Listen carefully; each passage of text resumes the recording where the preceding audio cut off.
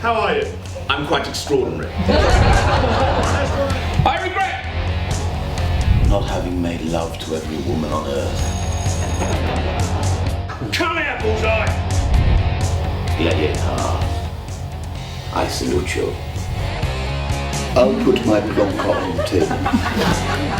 I'm a prankster. I'd rather be in the pub, drinking with real people. You know the difference between a loud man and a really dangerous man. See if it sounds like anyone that we know. Drunk. Come here!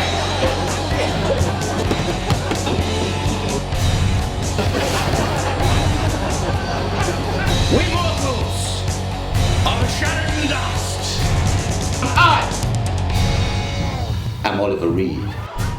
So, do you have to be a fan of Oliver Reed to enjoy the show? Well, I'd hope not, definitely. I mean, I think that a lot of people have a knowledge of Oliver Reed, a lot of people think they might know him, but even if you'd never heard of him, I remember having a conversation when we'd done the show in Liverpool with a guy who was there with his daughter, and she was sort of 17, 18, she had absolutely no prior knowledge or experience of Oliver Reed, hadn't seen any of his films, and she said, I'm going to rush home now and watch his films and watch the sort of chat show appearances on YouTube and that sort of thing, because I think that what it is it's a picture of a man who is very representative of a certain spirit in a certain time, and I think even if you approached it as he was a completely fictional creation, hopefully you'd still get an interesting picture of, you know, England in the 70s, you know, the British film industry, and of a man who chose to live his life in a certain kind of way by a certain set of rules.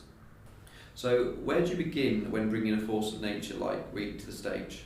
I think that what we did was we wanted to set it in a pub, because the pub, not just as a sort of physical building, but the pub as a kind of concept of where you are with your mates, and sort of where you interact with your friends.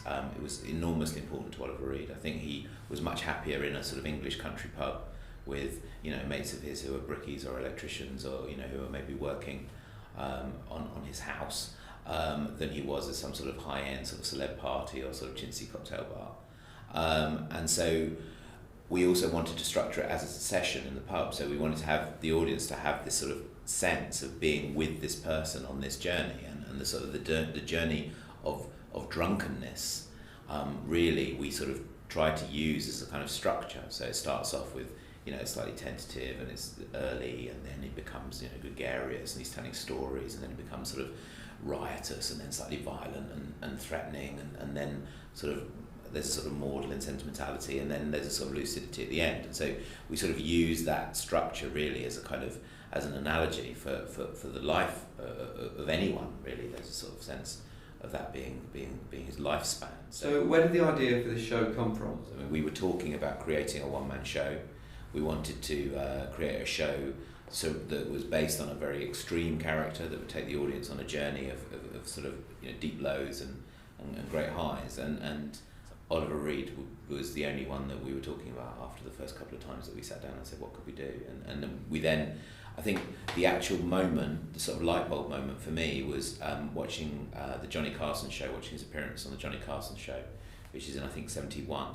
We watched that, and there's a moment there where you see this extraordinarily intelligent, articulate man completely sort of wiping the floor with this US studio audience, and sort of goading them and joking with them and sort of playing with the whole crowd in this extraordinarily sort of charismatic way. And I think that was the moment when we saw that. I said, that was what we built the play around, is that single moment. So why do you think audiences will still be interested in Oliver Reed this long after his death? I think one of the things that so many people say to me about Oliver Reed is they don't make them like that anymore.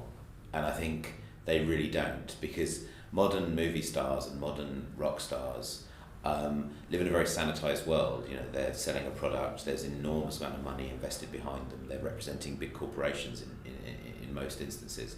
And I think the whole entertainment business has become quite risk averse, and so people who have that kind of extraordinary sort of fire are risky, and I think that people don't take the risks anymore. And I think what satisfies the audience is to see that again, and to be reminded of how it used to be.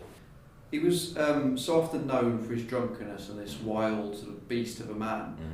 Is this show an attempt to humanise him, to create a more rounded picture? I think yes. I mean, I do. I think one of the things, you know, a lot of people come to the show because they are huge fans of him as an actor, and I think almost his quality as an actor is something that perhaps is now overlooked. But he was Britain's highest paid movie star for a period. You know, in the late 60s, early 70s, he was in some of the most extraordinary and sort of revolutionary films, and he worked with the greatest directors of that period, and I think that's something that's quite often forgotten. He was also a man who loved gardening, and he loved nature, and he loved his mates. You know, that's an element of him as well that's absolutely key. And I think that although for us, you know, the sort of the drunkenness becomes a sort of structure on which we sort of build this journey, our sort of hope is that the sort of stops along the journey will sort of teach you a few things that maybe you didn't know about Oliver Reed.